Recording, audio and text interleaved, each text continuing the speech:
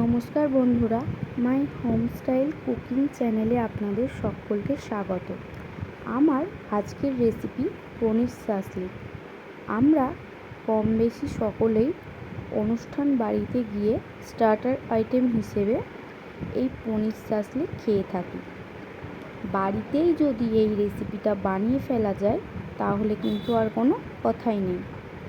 আসুন তাহলে দেখে নেওয়া যাক আমার আজকের রেসিপিটি। পনির সাসলিক বানাবার জন্য কি কি লাগছে। 200 গ্রাম পনির আমি ছোট ছোট স্লাইস করে কেটে নিয়েছি। লাগছে পেঁয়াজ আর ক্যাপসিকাম। আমি পেঁয়াজ ক্যাপসিকামগুলোকেও একইভাবে স্লাইস করে কেটে নিয়েছি। আমি এখানে 3 রকমের ক্যাপসিকাম নিয়েছি, লাল, হলুদ, সবুজ। আপনারা চাইলে শুধুমাত্র সবুজ ক্যাপসিকাম দিয়েও এই রেসিপিটা বানিয়ে ফেলতে পারেন। স্বাদের দিক থেকে কোনো তফাৎ হবে না, তবে দেখতে সুন্দর লাগার জন্য আমি এখানে এই 3টি কালারের ক্যাপসিকাম ব্যবহার করেছি। পনির সাসলিকগুলো বানাবার জন্য আমাদের লাগবে ছোট স্টিক টুথপিক।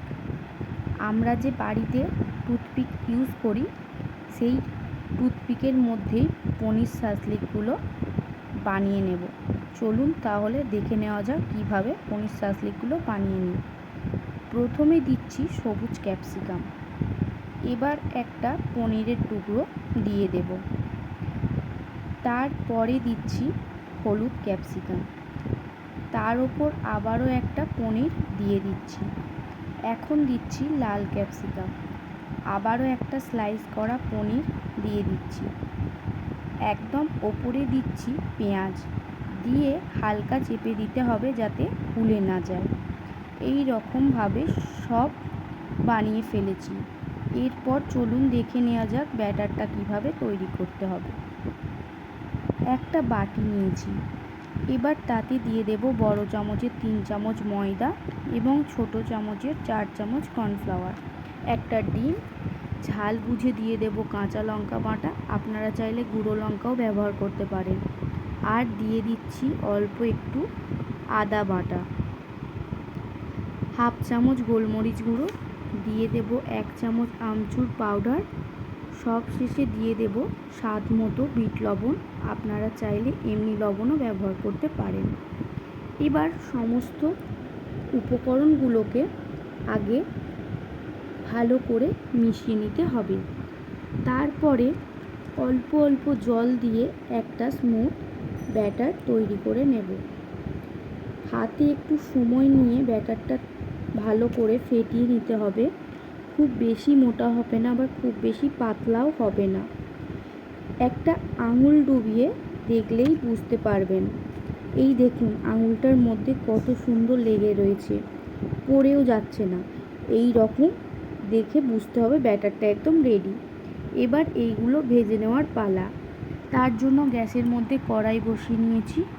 তাতে দিয়ে দেব সাদা তেল।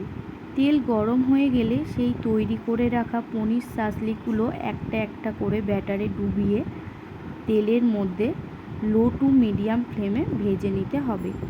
প্রথমে খুব বেশি ভাজা যাবে না, 50% মতো ভেজে তুলে নেব। আমার সমস্ত পনির সাসলিকগুলো ভেজে নেওয়া হয়ে গেছে। আবারও ওই একই তেলে পনির সাসলিকগুলো দিয়ে একটু লালচে লালচে করে ভেজে নেব। মোট দুবার ভাজতে হবে। প্রথমবার 50% ভেজে তুলে রেখেছিলাম, দ্বিতীয়বার আবার একবার ভেজে নিতে হবে। দেখুন পনির সাসলিকগুলো আমাদের ভালোভাবে ভাজা হয়ে গেছে দ্বিতীয়বারের মতো।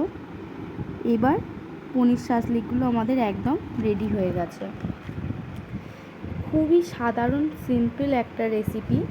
দেখতে হয়তো অনেকটা কঠিন লাগতে পারে, কিন্তু যখন আপনারা একবার বাড়িতে বানাবেন তখন দেখবেন জিনিসটা খুবই সোজা। আমার রেসিপিটা যদি আপনাদের কাছে ভালো লেগে থাকে তাহলে অবশ্যই একটা লাইক করবেন, কমেন্ট করে জানাবেন রেসিপিটা আপনাদের কাছে কেমন লাগলো। চ্যানেলে নতুন হলে চ্যানেলটাকে সাবস্ক্রাইব করার অনুরোধ রইল। পাশে থাকা বেল আইকনটা অবশ্যই প্রেস করে দেবেন, কারণ আমি চ্যানেলে নতুন কোনো রেসিপি দিলে আপনাদের কাছে খুব তাড়াতাড়ি পৌঁছে যাবে। আজকের মতো এই পর্যন্তই। আবার হাজির হয়ে যাব নতুন কোনো রেসিপি নিয়ে। ততক্ষণ ভালো থাকুন, সুস্থ থাকুন। ধন্যবাদ।